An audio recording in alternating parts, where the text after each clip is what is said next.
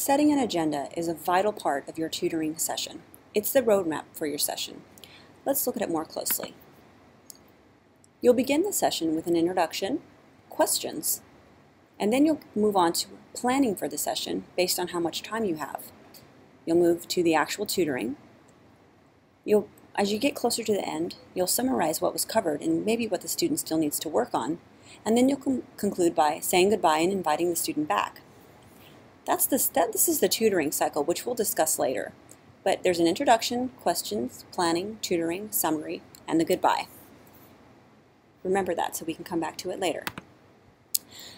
So, what is the agenda? What's the purpose of it? It helps you and the students decide what can be done in the time allowed.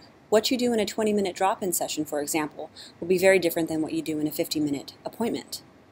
It helps guide you and keep you on track. It helps keep you on track for wrapping up the session as you come to a close. So going into the session, knowing you only have 25 minutes, you might remind the student that we're getting close to the end of the time. So why don't we continue to work on number 2 on our agenda? It's also easily negotiable. So at the beginning, you're going to sit side by side with the student and introduce yourself. You'll look at step 1 to see what the student has checked off to see what they needed help with. You'll ask questions. Do you have your prompt? Is there something unclear about the assignment? Do you have any other course materials with you? When is this due? Then you'll review the assignment with the student. Identify and prioritize with the student. This is the negotiation that I referred to earlier. A student oftentimes will check off that they need help with grammar because they associate good writing with grammar. But that often isn't the case. When you start reading the paper, you may notice that the paper is disorganized or that there isn't a thesis or a main point to it. So if this is the case, this is an item that needs negotiation. The student may be asking for grammar, but you know that the instructor really is going to be looking at thesis. And so you'll have this discussion with the student and prioritize things like, well, I noticed you're missing your thesis. So why don't we spend the first 10 or so minutes talking about that? And then we can look for some grammatical errors, some patterns, and we can spend the last 10 minutes on that. How does that sound? You'll write this map down, this plan down, at the top of the blank sheet of paper or on the top of the student's paper. This is called the map. You'll also identify time constraints. Is this a walk-in? Is it an appointment? How much time do you have to work on things? Obviously, you wouldn't put down 5 items on your agenda if knowing you can only cover 2. Then you're working with the agenda. This is when the planning comes in and the tutoring comes into play. So you want to explore options with the student about how to proceed with the agenda with the students. What would he or she like to do?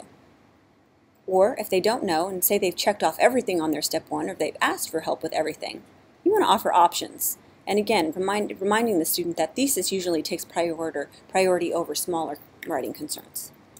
Keep the primary goals in mind. Again, thesis, content, organization over low-order concerns such as grammar and sentence structure. With the exception of you can't understand the word the student is writing because there's so many grammatical errors. If that happens, then you really do have to focus on what the student is trying to say. Draw the map together or the plan together on a blank sheet of paper as stated previously. Explain the map. In 20 minutes, we're going to cover, why don't we go over brainstorming, and then we'll move to outlining. How does that sound? Be cognizant of time constraints. Again, don't pack that agenda with too many items. Let the student take the map with written comments for a revision plan summary of next steps with them. This is important because if you're taking notes on it, and maybe the student is too, on what is being discussed, and they should be, you always want the student to leave with those items because they may forget what was worked on. Be flexible. Adjust as necessary. If you don't get to item number 2 or item number 3 on the agenda, that's okay. Just remind the student that these are areas that still need work and that maybe they need to come back.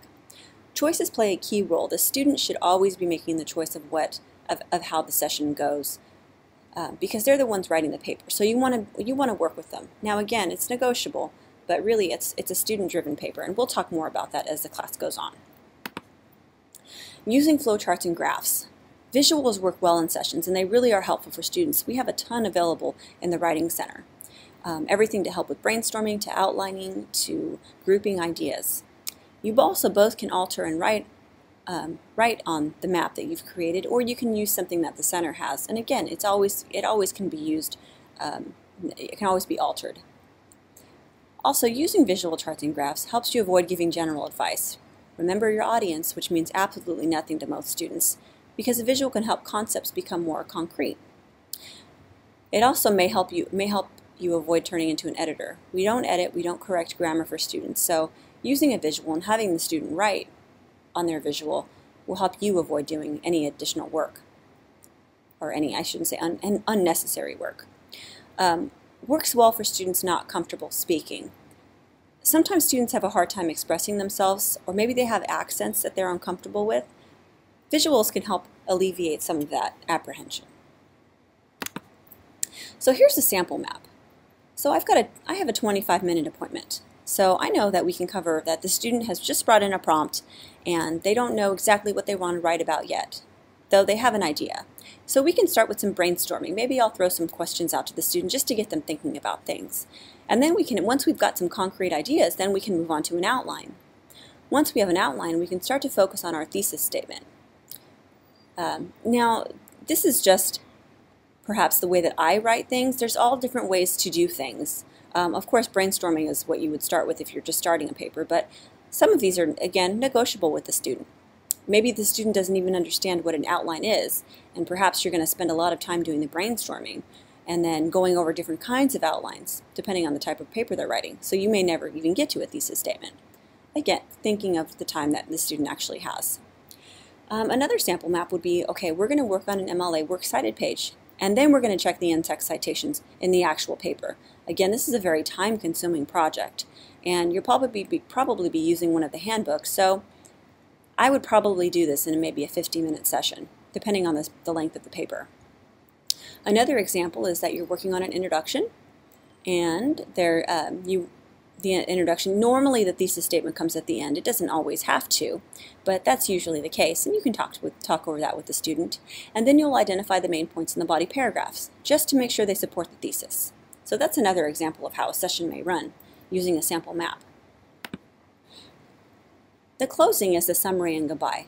You always want to repeat what was covered in the session. So here's what we worked on today, A, B, and C. Have the student write down what the next steps are. So I would tell a student, here's what you still need to work on, A, B, and C. Or here's what we didn't cover today, A, B, and C. And you'll have the student write that down. The reason being is because sometimes sessions there can be so much going on. The moment they leave, it often gets, whatever they learned often gets left at the door. So you want to make sure that students are actively writing things down during the session. You want to invite the student back for another session. If you had a really good session and you two clicked together, then you can tell the student, hey, make an appointment with me. I'll be here next week at the same time, and we can look at what or the next day, or a couple days from now after the student has revised, and we can again look at what you've done and what you've worked on, and we can look at something else. Make sure to ask the student to complete the survey under step 3. So, how were you helpful? You want to know so you can be a better tutor. And then say goodbye. Very important before you move on to the next student. Acknowledging our students, complimenting them on the work that they do is really important to our jobs. Well, that's it for setting an agenda. There'll be another video soon.